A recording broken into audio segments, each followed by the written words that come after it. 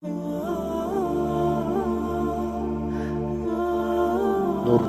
TV Rwanda, ubumenyi ku isonga.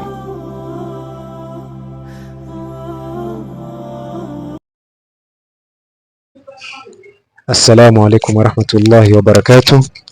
Bismillah walhamdulillah. Bagaragu ba Allah, dutangiye dushimira Allah subhanahu wa ta'ala. Allah subhanahu wa ta'ala we udushoboje kuba tukiri bazima.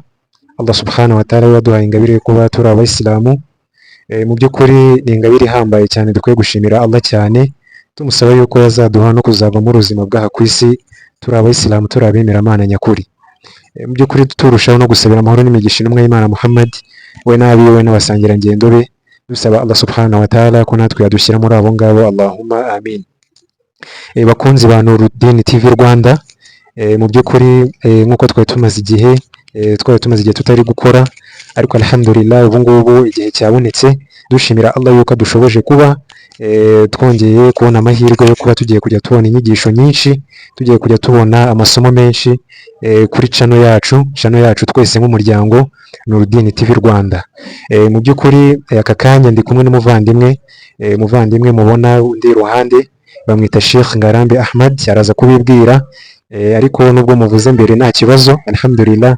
Mu by'ukuri ni umwe mu bashekhe tugiye kuzajya tubana cyane kuri iyi channel, atugezaho inyigisho nyinshi, atugezaho amasomo menshi cyane, kandi mu by'ukuri bizatugirira akamaro, kubera ko nta kindi iyi channel ibereyeho uretse kugira ngo tuzabone inyigisho nyinshi ndetse n'ibizadufasha muri ubuzima bw'aha ku isi ndetse n'ejo ku munsi w'imperuka. Nageraga ngo muvandimwe muhe ikaze, njyewe ubwanjye muhe ikaze, ngira ngo namwe abasuhuze kandi abibwire, kubera ko ngira ngo turi kumwe nawe kandi mu rugendo runini cyane turi kumwe inshallah. Naam Sheikh, fadhal. Naam. Assalamu alaikum warahmatullahi wabarakatuh. Alhamdulillahi rabbil alamin. Alhamdulillahi alladhi bi ni'matihi tatimmu as-salihat. Thumma as-salatu was-salam ala khayri khalqillah Muhammadin sallallahu alayhi wa sallam wa ala alihi wa ashabihi wa atba'ihi ila yawmiddin wa ba'd. Dutangiye dushimira Allah we kubw'impuhwe ze n'ingabire ze, ibyiza bigerwaho bikanatungana, amahoro n'imigisha bikomeze gusesekara ku mukunzi wacu, umwarimu wacu mwiza mu biremwa Muhammad sallallahu alayhi wa sallam, we n'abiwe mu rugo n'abakomeje gutera ikirenge mu cye. Tuboneraho umwanya mwiza wo gusaba Allah yuko yadushoboza kuba mu bakurikiye intumwa y'Imana. Allahumma amin. Nk'uko umuvandimwe abivuze, guhera uyu munsi tugiye kujya tubana mu biganiro bitandukanye, by'umwihariko bigambiriye guhugurana mu bumenyi bw'idini, nk'uko Allah adushishikariza kwiga no gusobanukirwa iri dini, aho Allah tubwira ati fa'lam annahu la ilaha illa Allah wastaghfir li dhanbik, ngo menya yuko nta yindi mana ikwiye gusengwa mu kuri, ikwiye guharirwa amasengesho uretse Allah.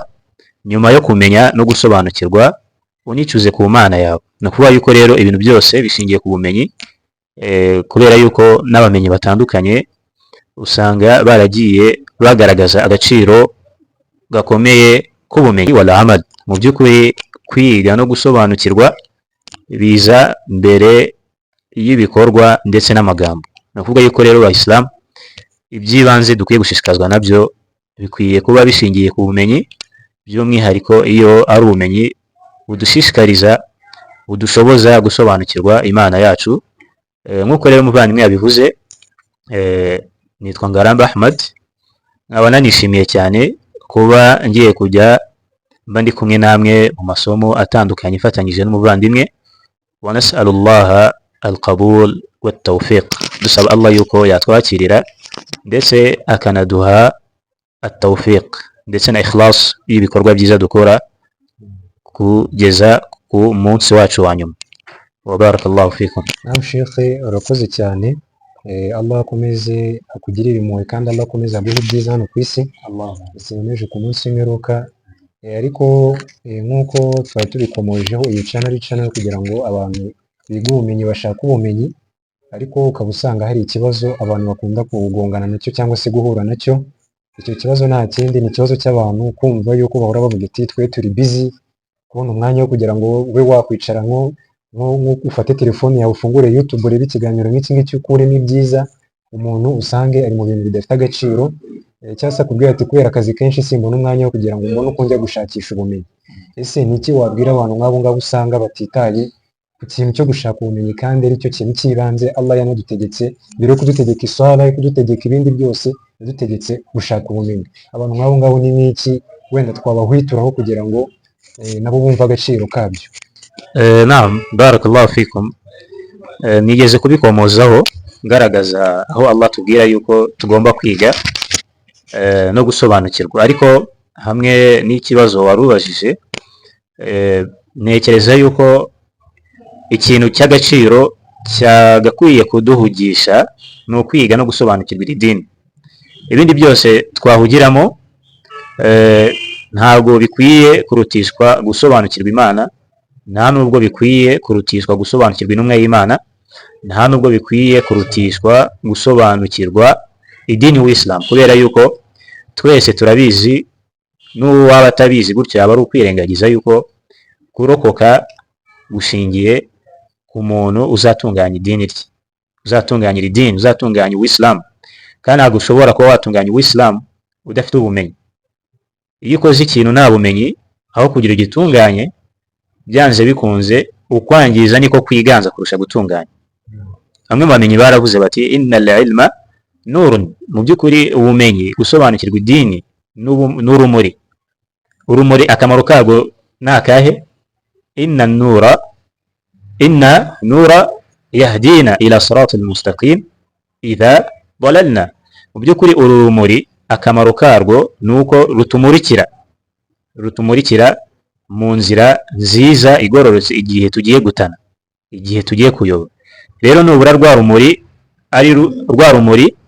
ari rwo ubumenyi bw'idini, nta gushidikanya yuko uzajya wisanga mu buyobe, wisange mu buhakanyi, wisange muri shirki, wisange mu bihimbano utabisobanukiwe, kubera yuko nta bumenyi, nta misingi ukwiye kugenderaho ishingiye ku bumenyi ufite.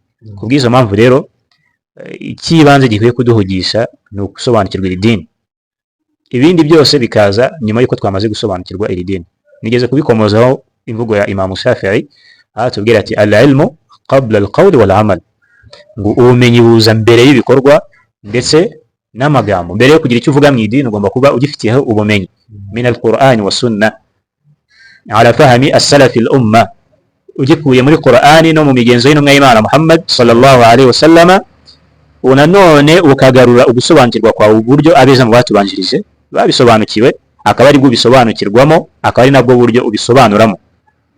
Rero abantu twige, abantu dukunde kwiga, tunazirikana yuko gutinya Allah bishingira ku bumenyi. Biraduhagije kuba Allah aratubwiye ati innama yakhsha Allah min ibadihi al-ulama, abantu batinya Imana kurusha abandi ni abasobanukira idini.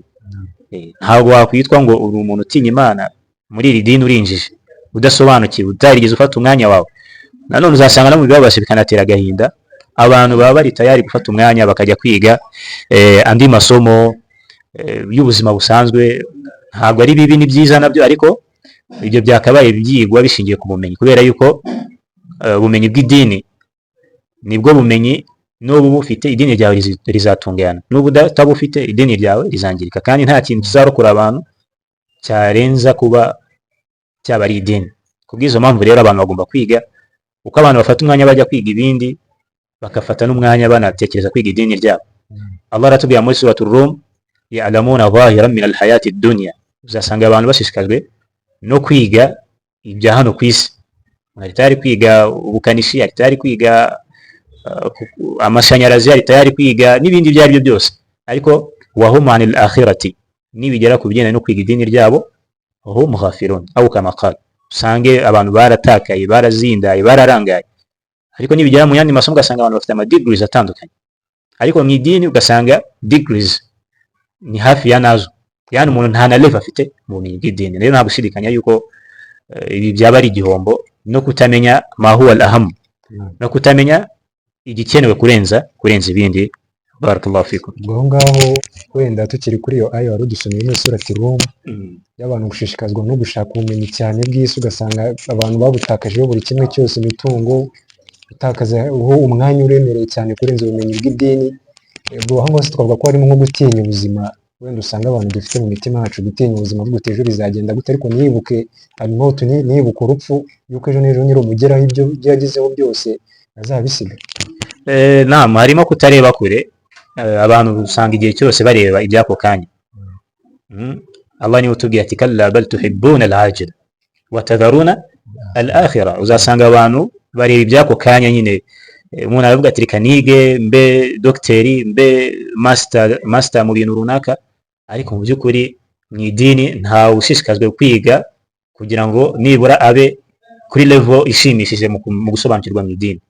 Kuvanga abantu nyine barirukanswa n'ibyako kanya, bakeneye ibintu bagira ako kanya, watadharuna al-akhirah, bakirengagiza ibyo ku munsi w'imperuka, ari nabyo bizaba bihambaye no kurusha ibi ngibi tubona aka kanya. Aho usanga abantu ntabwo batekereza ku buzima bw'ejo ku munsi w'imperuka, baratekereza ubuzima bw'aka kanya burangira. Rero ni ikigeragezo tuba twiye gusaba Allah yuko yakiturinda, ndetse tukanasaba Allah yuko adushoboza kuba mu batekereza, kwiga no gusobanukirwa idini. Niyo mpamvu channel nk'izi ziza kugira ngo zifashe abantu kubahugura. Igihe wicaye mu rugo ufite umwanya, fungura YouTube channel runaka yabasha kuba yagushoboza gusobanukirwa idini ryawe mu buryo bwizewe. Ugira icyo ubasha gufayidika, n'ubu ufite ikaramu, ufite ikayi, ugira icyo wandika, ndetse n'ahandi hose umuntu yabasha gukora ubumenyi ahafatirane, kubera yuko iri dini uko byagenda kose tugomba kurisobanukirwa kugira ngo tugere ku bihembo biruta ibindi. Naam. Turi mu gusoza, kuko ntabwo twifuza ko tuzajya dufata video ndende. Turi mu gusoza byibura mu munota umwe wonyine, niyihe nama watugira nkatwe usanga ibintu twarabaswe n'izindi mbuga TikTok, Instagram, ugasanga tuba duscrollinga gusa, ariko kuba wafata iminota 10 cyangwa 12 ukurikira isomo nk'iri ngiri bikubiyemo bigufashe, ugasanga ikibazo mu munota umwe, niyihe nama wagira abantu abakunzi ba Nuruddin TV Rwanda? Inama iruta izindi ni no gutinya Imana aho turi, ibyo turimo tukarangwa no gutinya Allah subhanahu wa ta'ala. Nanone nitugatakaza umwanya. Twese turabizi neza yuko ku munsi w'imperuka mu bintu umuntu azabazwa igihe cye. Umuntu azabazwa igihe cye, uzabazwa ubusore bwawe, uzabazwa ubwenge Allah yaguhaye, uzabazwa imbaraga Allah yaguhaye. Ibi byose rero nimba tuzi ko tuzabibazwa, tugomba no guhora twiteguye icyo tuzasubiza kwa Allah igihe tuzaba tugeze imbere tugiye kubazwa. Yaba ari insinzi kuba wazabazwa umwanya wawe, ugasanga umwanya wawe wawukoresheje mu kwiga no gusobanukirwa Allah, no gusobanukirwa intumwa y'Imana, no gusobanukirwa idini yawe. Niyo nsinzi. Naho kuzabazwa umwanya wawe ugasanga watakaje umwanya wawe uri mu bidafite akamaro, uri mu bintu rimwe na rimwe bitagira icyo bikumarira hano ku isi ndetse n'ejo ku munsi w'imperuka, nta gushidikanya yuko ibyo ari uguta umwanya. Nk'inama rero, dutinye Imana, dufate neza igihe cyacu, tunazirikana yuko igihe tuzakibazwa. Naam. Sheikh arakoze ku nama nziza duhaye, ndetse no kuduhwitura ku gushaka ubumenyi n'ibyiza byo gushaka ubumenyi n'agaciro k'umuntu ushakisha ubumenyi ndetse n'ufite ubumenyi. Turasaba Allah yuko yakomeza kumurinda, kandi Allah akakomeza kumuzamura mu nzego, Allah akazamuha Jannatul Firdaus, twese akazaduhuriza hamwe. Mu by'ukuri twasoreza hano, ubwo inshallah ibindi andi masomo tuzatugenda tuyafata, kandi amasomo meza cyane adufasha kumenya ndetse no gusobanukirwa idini ryacu. Sheikh turi kumwe hano muri gahunda zose, mu masomo azajya yaduhereza kandi menshi, kandi atazajya dufata n'igihe kinini kugira ngo tuzajya turambirana inshallah. Hada wa billahi tawfiq. Assalamu alaikum wa rahmatullahi wa barakatuh.